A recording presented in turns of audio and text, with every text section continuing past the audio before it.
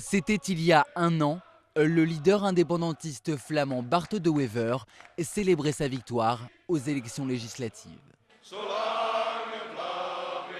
Pour la première fois dans l'histoire du royaume, un parti réclamant la séparation de la Flandre du reste de la Belgique était en mesure d'imposer son programme.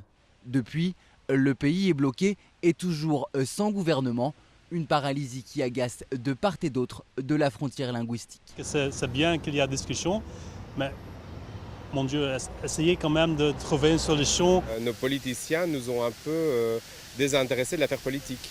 Autour de moi, plus personne ne s'y intéresse. Plus personne ne regarde les JT. Ça fait tellement de temps qu'on est en affaires courantes qu'on ne s'intéresse quasi plus à ce qui se passe aux négociations. Plus d'un an après la démission du dernier gouvernement, la Belgique fait face à la plus longue crise politique de son histoire. Comme il y a un an, et malgré l'échec des négociations, la N-VA de Bart De Wever réclame toujours plus d'autonomie pour la Flandre. Ce n'est pas unique qu'on a des périodes de crise. On a eu ça depuis la Deuxième Guerre mondiale souvent.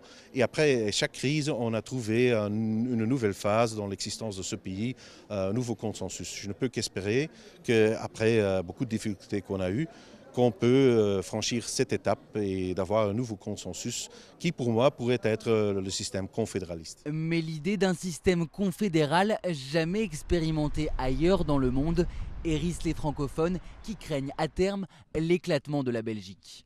Le chef du Parti socialiste, Elio Di Rupo, tente de nouveau de rassembler francophones et flamands autour de la table des négociations pour former un gouvernement. Le plus vite possible, mais il faut un travail sérieux.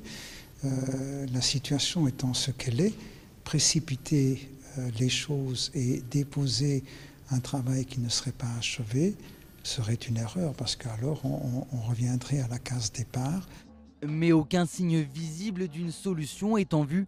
Les Belges sont toujours à la recherche du compromis et c'est ce qui fait le charme de ce pays depuis plus d'un an.